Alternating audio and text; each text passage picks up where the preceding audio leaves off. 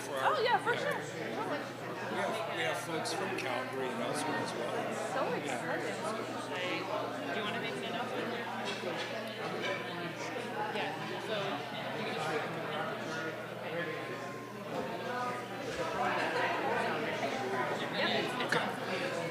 All right, folks. So we are ready to go. And we are very, very pleased to have ANISKA Ali with us, again, as she was welcomed in our worship service. Again, ANISKA, I won't take up much of her time. She will tell us a little bit about this program that we are supporting, a little bit more about that when it's all over, because I have a little card and something else to give. But so our outreach funds, we support a number of different ministries. That's in addition to everything that you do as individuals, as you contribute to, and the other ways that we support many different ministries. There are specific ones, and one of those has been the 519, and very specifically, one of their very important, if not, we'll hear more about that, supporting refugees, especially those who come from places where it is not safe to be queer. And so, without further ado, and ANISKA, I guess you work in the philanthropy part of the 519, so I will turn it over to ANISKA. She'll tell us a little bit, and then there'll be time for questions, so save your questions. We'll look forward to that. Thanks so much for having me with you today, folks. This is my second visit to your congregation, and I think I've mentioned you folks every time I speak to a congregation since then. You have built something here that's incredibly, incredibly special, and thank you for welcoming me into it. So, I'm ANISKA Ali. I use she, her pronouns. I'm the director of philanthropy at the 519. And philanthropy, for me, is just a big word for saying what you all are doing together, right? It's building community. It's taking care of each other. It's giving what we can to build something better. Your support for the last few years has gone into one of our largest programs. We call it New to Canada. It is it's a little constellation of support that we've built at the 519 for queer and trans folks who are new to the country. So we started that program over a decade ago. Our director, Lisa, is herself a refugee. So Lisa will tell the story of coming from Jamaica and going through the refugee process and finding her home at the 519. She started as a volunteer, she became staff, and now she leads that department. And that's an incredibly short turnaround. She's done that in 12 years. The reason I mention Lisa is because she is my inspiration for what we do. Lisa not only has walked in the steps of so many of the folks that we serve, Lisa has built a team around her of folks with common experience to build a settlement program that is unlike any other settlement program I've seen. I've worked in this space for, the better part of 15 years now. I have never seen such a holistic approach to newcomer support. So not only do we do the settlement work, the paper-based work, the legal supports, we have a team that walks folks from their moment of entry right to attaining PR status. That is a really fraught moment for so many. So we see folks that literally come in from Pearson, declare at Border Services, and their next stop is the 519. What we've built, the fact that we're one of the only service providers in the country that serves specifically queer and trans newcomers, people talk. And so we've got folks who've heard about us from all over the world who come specifically to seek out our services. We have a team of lawyers, a team of settlement workers who will walk people through the paperwork, and that often is the biggest worry for people as they enter, right? Do I have the right information? What is my next step? In the last 4 years, we've seen this massive uptick in folks asking for support because the world has become a more dangerous place for queer and trans people. We see people from all over the world who came to our doors because theirs were not safe. It is not enough to claim refugee status in this country by saying someone didn't like me. It's not enough to claim refugee status in this country by saying I was facing discrimination at work. You have to show direct, credible proof of threat or injury that's going to threaten your life. The threshold is very, very high to achieve refugee status in this country. And that's something that a lot of people don't know, especially in this moment that we're in. I am the child of immigrants. I have lived and worked all over the province of Ontario. I don't think I've seen this kind of anti-immigrant rhetoric in a really long time. And part of that rhetoric is it's so easy to come here. It is not easy to come here, folks. And it's especially not easy to come here, folks, if you're claiming refugee status. So the team I am so honored to work with works with people to establish that case. It's a collection of evidence that you have to provide to have your status moved to refugee, to begin that path to permanent residency. That burden of proof, it's an invasive, complicated, dense, constantly changing group of documents that you have to put together. And often for the folks we serve, it's incredibly difficult to find that level of evidence, because if you are attacked at home because of who you are, you can't call the cops.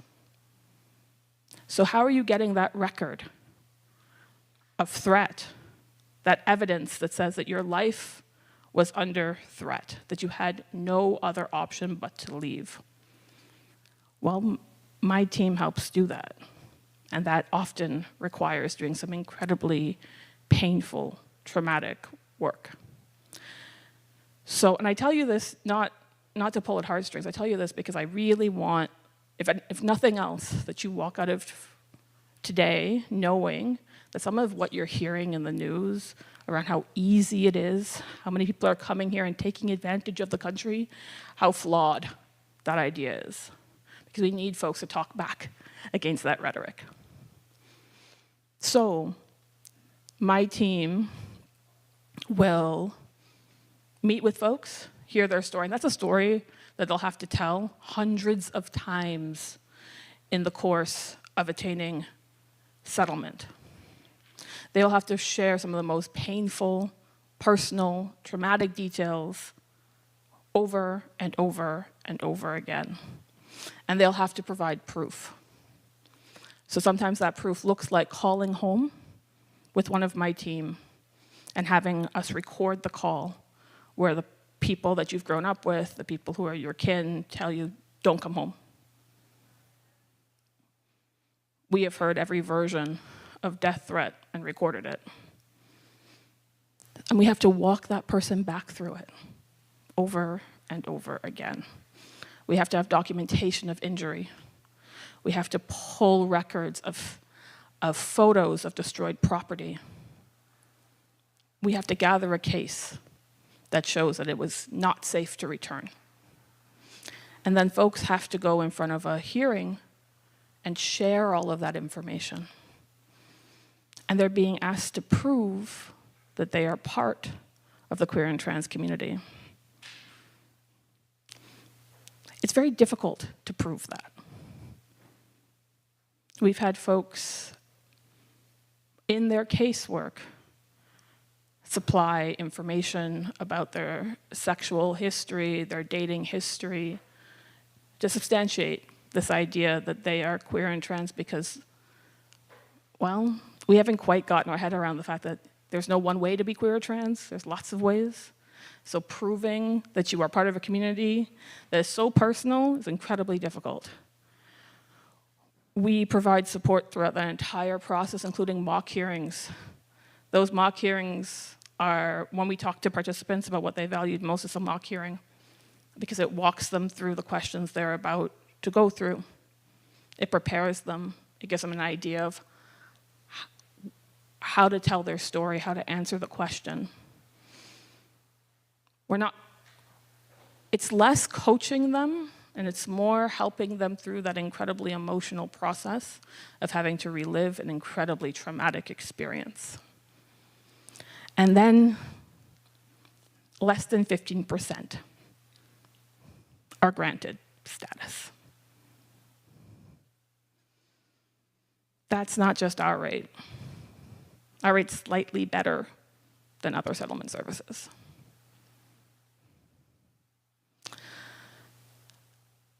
While they wait, though, because it's now an incredibly long process from point of entry to hearing. Some folks are waiting over 3 years. That wait time can go up to 5. And in that, they're in this period of fear, not knowing what's going to happen next, not knowing how to establish roots in a place that may not let them stay.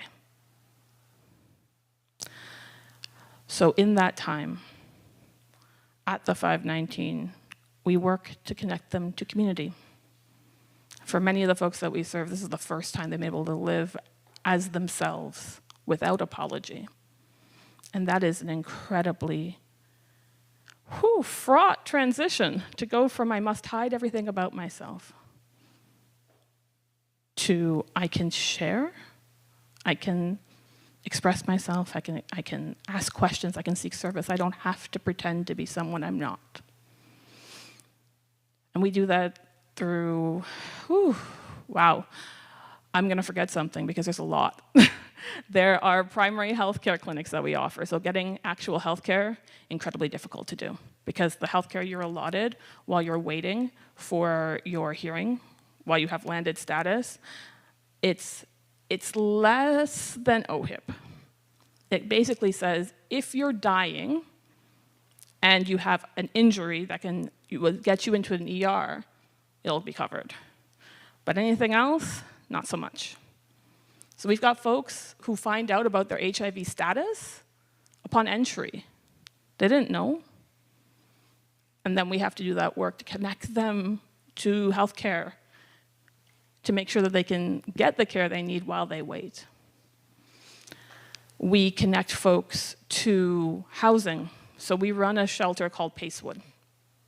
Pacewood is run in partnership with Homes First. Homes First is one of the largest shelter providers in the city. There is a 22-bed shelter that we run. In those 22 beds, we're the only shelter that's specifically for queer and trans adults in the city. We dedicate beds within that shelter to newcomers because they are not finding shelter in the rest of our shelter services. There's a lot of, the shelter services in the city are completely full. And within those openings, some service providers have started asking about your settlement status because they don't have funding to house refugees. Care for refugees comes from the federal government. Many shelters in the city are under the funding agreements of the province. The province gives money, the city distributes money, the city is responsible for those services. But because the feds are supposed to fund all things connected to newcomers, there's a back and forth of who's funding the bed. So for someone who doesn't have housing, who's a newcomer, they get lost in that shuffle. That's why Pacewood exists. We connect them to employment and education.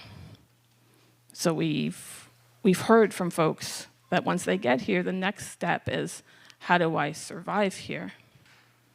Our education programs are education and employment programs are a little bit different. We've got a lot of folks who are working subsistence jobs, right? They're driving Uber, they're working your warehouses, they're working in the back kitchens, because that's what's available. We've got folks who have training, who have expertise, who could be meaningfully filling the skilled labor gap that we're experiencing in this country, but can't get past the door. So we started building programs that are not just based on, you're a body, that's a job, go, and started building employment programs that are more formally based in, what are you coming with? What's your education? What's your experience? What's your training? How do we get you into those roles? Because for too long, we've treated newcomers as blank slates. That doesn't get anyone anywhere farther, right? Folks who are working subsistence jobs cannot get further. They can't live in the city, not at the rate of what housing looks like and how expensive everything is. And it keeps us without the labor we need to make so much of our city run. But the biggest thing that we do is that connection to community. It's a really isolating thing being a newcomer in this country, especially if you've come over without family. And for the folks we serve, often their family or their cultural communities are not welcoming spaces for them anymore. And so we bring folks together around common experience. We run programs and services in multiple languages. We run them all throughout the week. We create opportunity for folks to come together to take apart that isolation. Because that isolation keeps us scared. It keeps us sick. It keeps us hidden. You all have made that possible. Last year, our funding to do that work got cut. Well, cut isn't the right word. It was eliminated. So the stuff you're hearing in the news, the anti-immigrant stuff you're hearing from places that people keep taking our jobs, they're taking our houses, that's why no one can afford rent, no one can afford the cost of food, this is all because of this scary other, that's turned into legislation that affects the funding that organizations like mine use to serve folks. So overnight, the funding that we used to run these programs, of which there are not many in this province, went away. It was $365,000 that was suddenly not available. And so we've been working tooth and nail to replace that money since then. You folks have helped make sure that we can say yes instead of no. We've had to dramatically cut services. But the beauty of the 519 is whenever we lose a set of funding and a program needs to formally cease, we just find a way to do it again in another way. Because the team that supports that program is unwilling to let those folks go unserved, as is the organization. So we found different ways to continue to offer support. And we did that through the generosity of our supporters, of which you folks are one. So when I woke up this morning and saw there was snow on the ground, my first thought was, oh boy. Because that means today,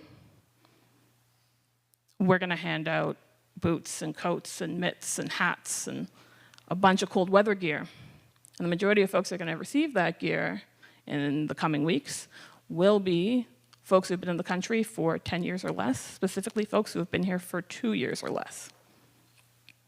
Because it's cold, and the money to find boots and coats, it's not provided.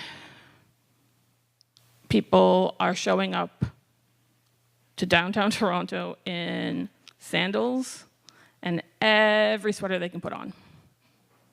And it's not enough. You folks make sure that we have supplies to hand out. You're the difference between someone walking around with quite literally sandals on their feet in December or boots. I've been in fundraising for too long. And I can tell you that it's not the $100,000 donors. It's the folks who are giving us $20 and $50 and $10 and giving through their congregations are making the biggest difference because we can respond to emergencies.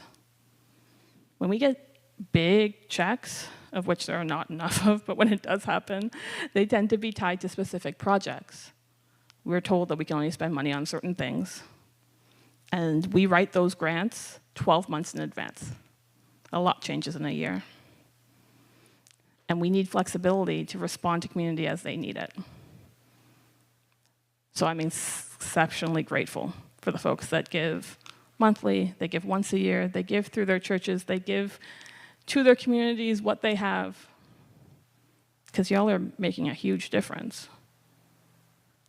So, while New to Canada is not the only program the 519 runs, it is one of the programs right now that's running almost completely off the generosity of folks like you.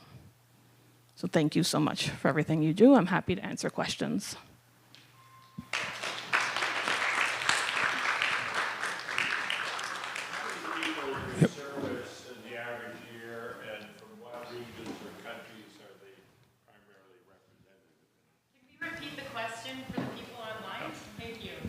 How many people would you serve in a typical year? And are there regions or countries that are primarily represented among the people you serve? So last year, we served just shy of 15,000 New to Canada folks. We served just under 200,000 people at the 519. We're a small center, but we do a lot. Of the folks that we see in New to Canada, we see folks from everywhere, but we have concentrations throughout countries in Africa. There are certain countries that have enacted anti-queer and anti-trans legislation in the last 2 years that we're specifically seeing folks from. We see folks from the Caribbean, and we're now seeing more folks from Eastern Europe.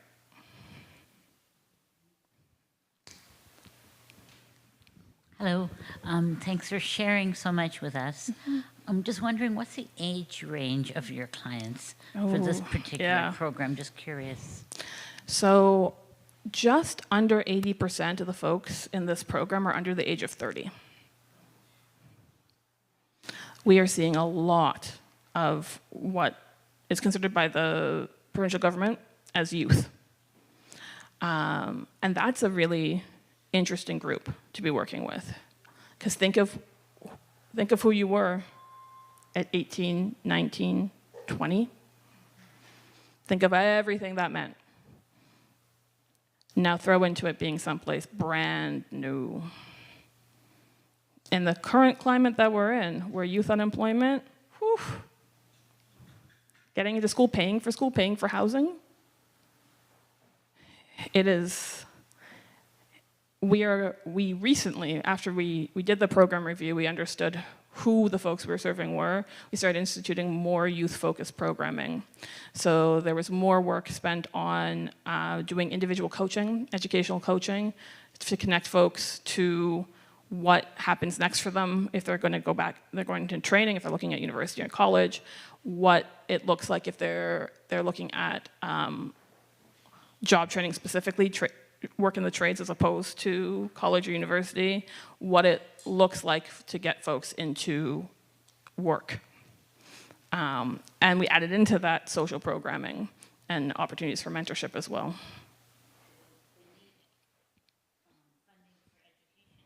They do. Yeah, thank you. Oh, I just said they need funding for education as well at that time in their life. And I was listening, but remind us how many people you're serving, as the gentleman here asked. Yes, so just under 15,000 last year in New to Canada, just shy of 200,000 throughout the center, because we do a lot within a year. Yeah.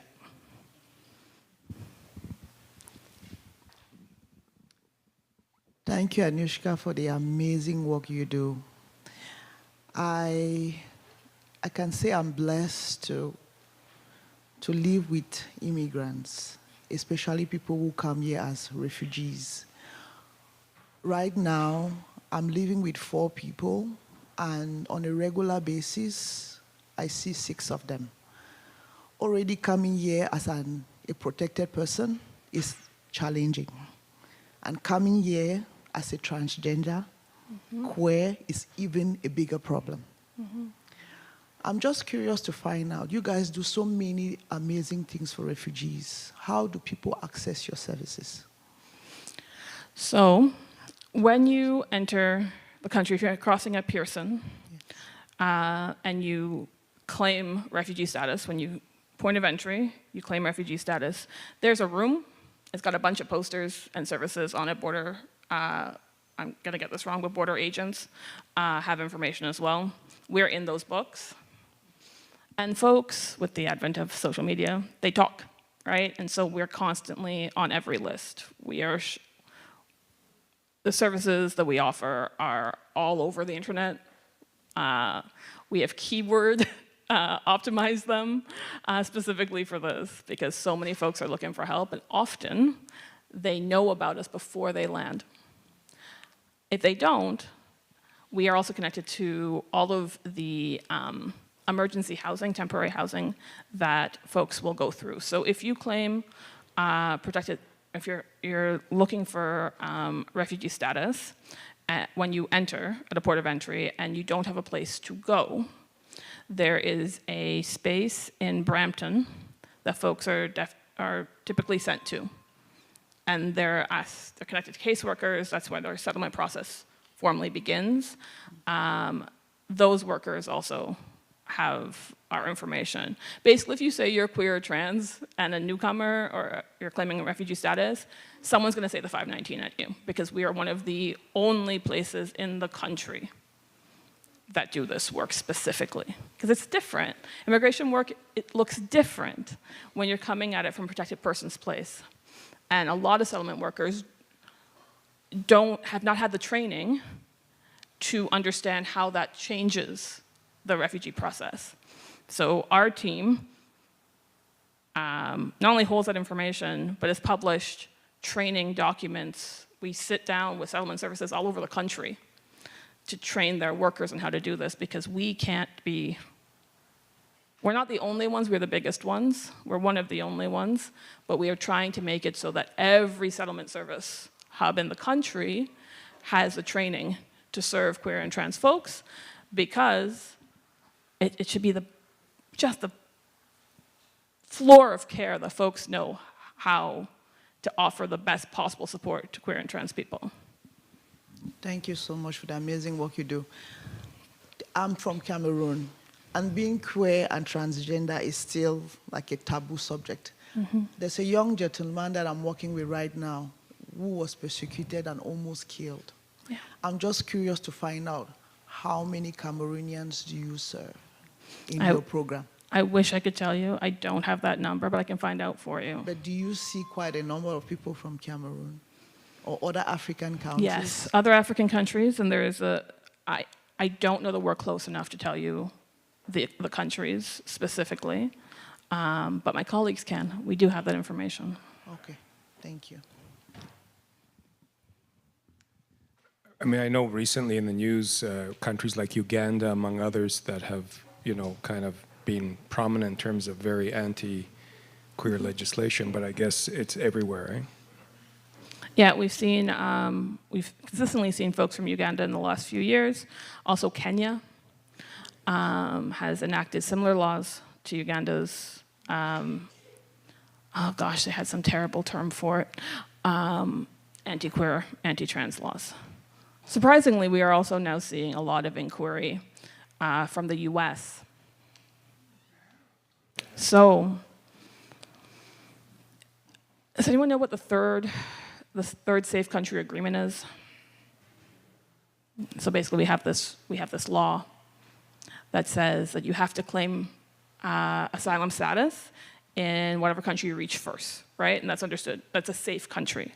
So folks who land in America and are turned away because they've stopped taking refugees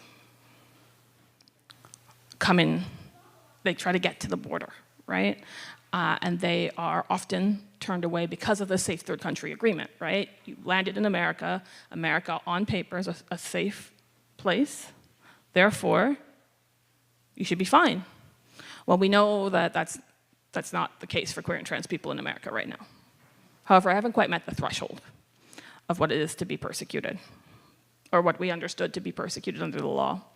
So we're hearing two things. We're hearing from folks who landed in America, have been turned away, and coming to the Canadian border.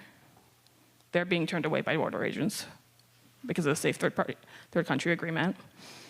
And we're also hearing from trans folks in the States, Americans, who are being denied health care, who are being denied job protection at work, who are increasingly under threat. And they want to know if they can claim asylum status in Canada. Right now, no. However, there's a case in front of the Supreme Court of Canada right now with someone who is challenging that, a trans person who is challenging that from the States. Borders don't make a lot of sense to me, I'll be honest with you. But we are now, when we talk about the world becoming a less safe place for queer and trans people, we often think of places far away. It's happening here. It's happening with our closest neighbor. And we have to be really careful that the changes that turned the US in less than a year into what we're seeing now don't happen here. What? Oh, I see. So, that one I know. We are located at 519 Church Street. It's not the area code. No, that's a London area code. So, we've been around for 50 years. Next year will be our 50th anniversary. When we first started, we were the 519 Church Street Community Center. A very long name. However, people in the community, it was not, you can't go asking for the gay place in the 70s. That's not a thing that people did. So there were lots of ways we talked about places, right? And the 519 was how we asked about the space without having to ask about the space, right? Makes sense. One last question. I just want to give ANISKA a break, and certainly folks can talk after, but. Well, it's just a thought, and I haven't talked to anybody on the leadership team of the church yet. But I know that St. Andrew's Church in downtown Toronto has a Better English Cafe on Tuesday nights for new Canadians to learn English. So I'm just thinking, and I hope nobody minds me sharing this dream, what if we offered an arts program for people in the LGBTQ everything's community, like once a month or once a week on the weekend? And because the arts heal us, right? And Absolutely. bring community, and we'll have to discuss it some more. I mean, But I love that. And the thing about the 519, we're a community center, right? We're a City of Toronto community center, and I think we walk the values of being a community center really, really well. So much of what happens at the 519 happens because people just choose to meet there, right? So one of the many things that we do is offer free space for community groups looking to gather to make the world a better place for queer and trans folks. And I run our volunteer program. That falls under philanthropy too, time and talent, treasure, people giving to make the world a better place. So if you're interested in creating something, come talk to me. We've got space, we've got people, we've got need. What we need is expertise to do it. Hi there. I wonder if you would have any information, or whether your agency deals with the problem that's currently ongoing and has been going on for many years in the UK, with people crossing in small boats, literally by the thousands each week, to a very small island that I would imagine is probably thought of as a safe place to land. Is there a queer, transgender community involved in that? I would think there would be, because they go there, they cross from France, they come from maybe Eastern Europe, across Europe, to France, and then a lot of them will get onto the small boats and land in the south of England. A lot of them lose their lives trying to do this. And then they, declare they want asylum in the UK, which I gather they're still taking them in. But I'm just thinking, from what you've told us, that there must be a sector of that huge crossing community that is queer transgender. Do you know anything at all about that situation? I don't have stats or, it's not my area of expertise, but I can tell you that when people flee persecution, there are always queer and trans people there.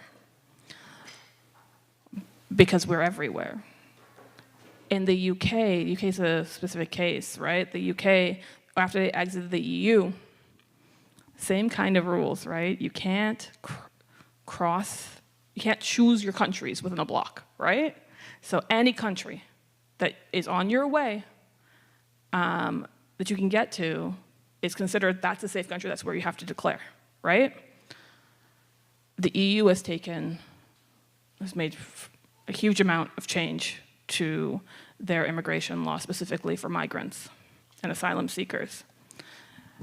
When the UK left the EU, it became another point of entry, right?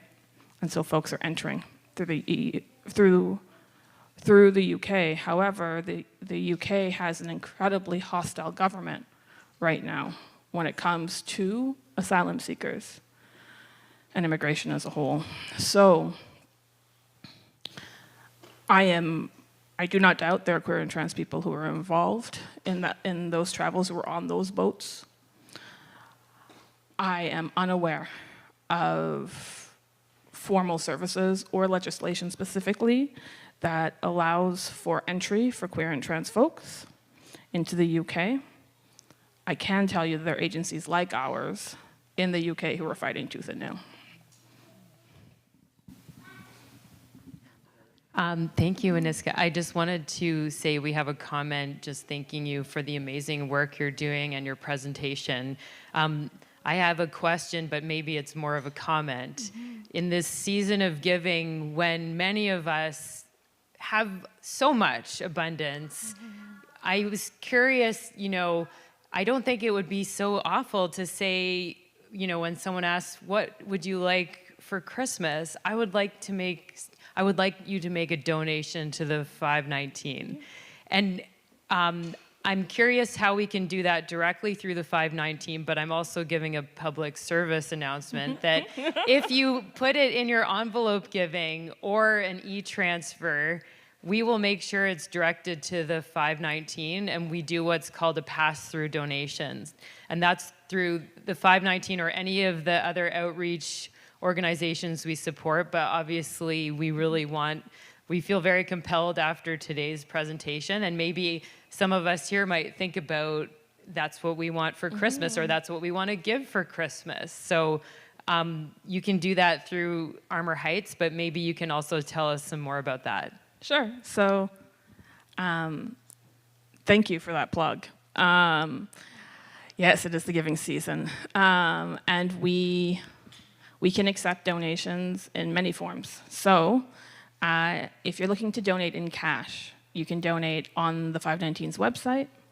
You can give me a call and I'll take your credit card information over the phone. You can send in a check.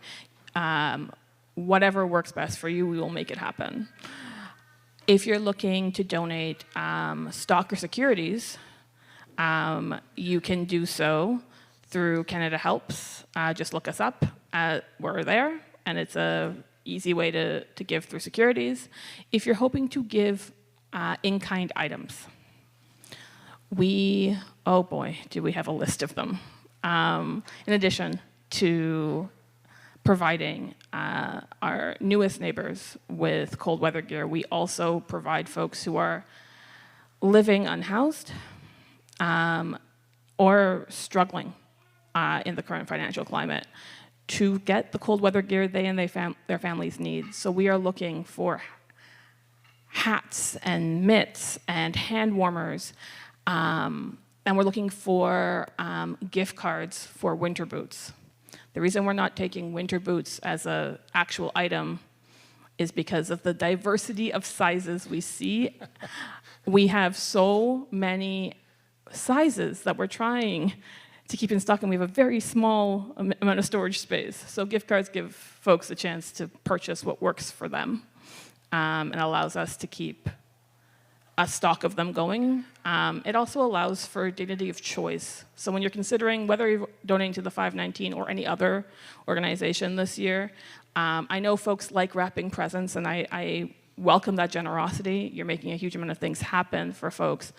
But the gift of gift cards allows folks to choose what they need when they need it. And specifically for folks, I've worked in shelter systems for some of my career, specifically for folks with kids.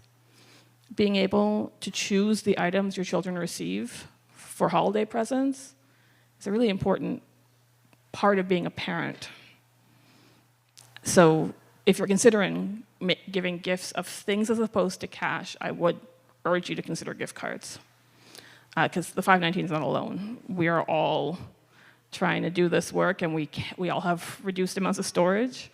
And we're also dealing with folks with a variety of needs. Thank you so much, ANISKA. We kept you working hard. I do want to acknowledge before I'd like to present something, but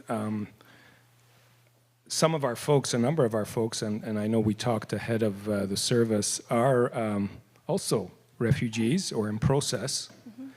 And this is an important ministry for us, and as you know better than I, people seeking asylum or, for a number of reasons, being queer is a big one, for freedom of religion, gender, and also economic reasons. And so the need is there, and we're so thankful for the work you do.